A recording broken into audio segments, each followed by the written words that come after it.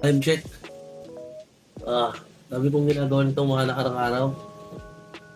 As in, dami. Puro edit. Update muna tayo. Post ako nung Sabado.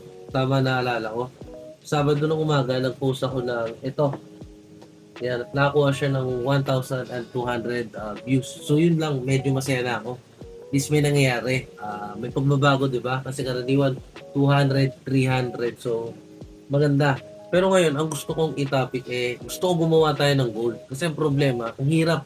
Ang hirap pag wala kang sinusundan, di ba? So, gusto ko na gumawa ng plano para bukas, di ba? Para sa weekdays, may sinusundan naman tayong goal. So, ayan, ipa-flash ko na lang sa screen, ayan. May lalabas na. So, yung unang-una, maglalagay na tayo everyday ng goal. So, kailangan natin ng goal. Bakit? Kasi ang hirap, wala kang sinusundan. Diba? Ang hirap naman na everyday wala tayong, diba? Kasi kailangan may goal tayo everyday, diba? Siyempre may main goal tayo, which is yung lumago yung social media. Pero siyempre, kailangan may goal ka rin everyday na kailangan ma-hit natin. So, ganito yung gagawin natin. Ganito. So, yun yung una. So, yung pangalawa naman is observe. So, yun yung masayang part. Diba?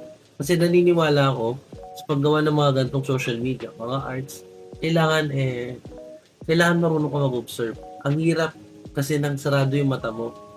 So yan, everyday matututo tayo, kailangan may malagay tayo dito. Ito yung goal natin, ito yung observe natin. Diba? Yung pangatlo naman, learn something new. So may bago tayong matututunan. Wala akong pake kung edit ba yon, kung idea ba yun, otot ba yun, basta about dito. So yun, kailangan may matututunan tayo araw-araw para lumago tayo, di ba? Pang-apat naman siyempre, most enjoy mo yun. Pang-apat naman is most enjoyed moment. So titingnan natin kung sa buong araw ba, ano ba yung pinaka nakaka-enjoy doon. So yan, ang gagawin ko dito sa mga susunod na araw is magra-record lang. Magra-record din, i-edit natin to. Tapos titingnan natin kung saan tayo dadating. Pasok na, live update lang. Naisip ako na idea nung kahapon habang pauwi kami. Gusto ko to i-try. Yung iikot tayo kung saan ako pupunta. Tapos, gusto ko, idea ko, manggaling sa ibang bagay. Di ba karaniwan yung idea ko nang gagaling sa akin. So yun, may pinangugutan. May pinangugutan ako sa experience ko, sa pag-iisip ko, sa kung ano nangyayari saan sa buong araw. Ngayon, ang tatry naman natin is, yun nga, mag-observe. Observe kung saan ako pupunta. Siyempre, kailangan mo i-prove. So, pipicturean ko, ililista ko. Kahapon, naisip ko na, kasi sa mga di nakakalam, lagi yung puyat. So, pag puyat ka, magulong utak mo. Which is mali. Kasi pag magulong utak mo, hindi ka nakakapag-isip na maayos. Pero yun nga, tuloy ko. Dahil siyempre, puyat ako, inaantok ako, magulong utak ko, nahihilo ako.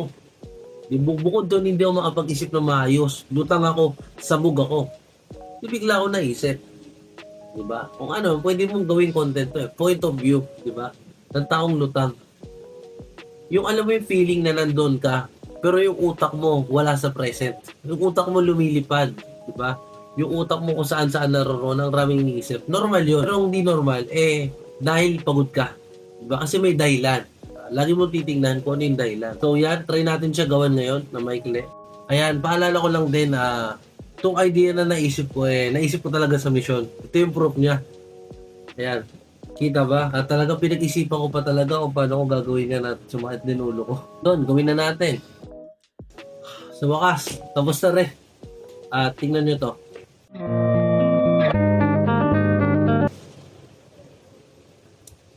Sabi sa'yo. So yan, alam ko na hindi kagandahan yung edit, pero yun nga, binibigyan ko lang kayo ng idea kung paano ko ginagawa. Paano yung sinasabi ko kaninang observe, syempre may pinanggagalingan yun, yung idea. Ito yung isa sa mga sinasabi kong pinanggagalingan na, yun nga.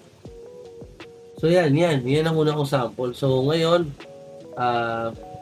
siguro mamamahinga muna ako at kita-kita na lang tayo bukas. Kasi bukas, Lunes, magre-record ako. So yun. Ito na siguro yung episode ko today at yun lang, bukas na lang.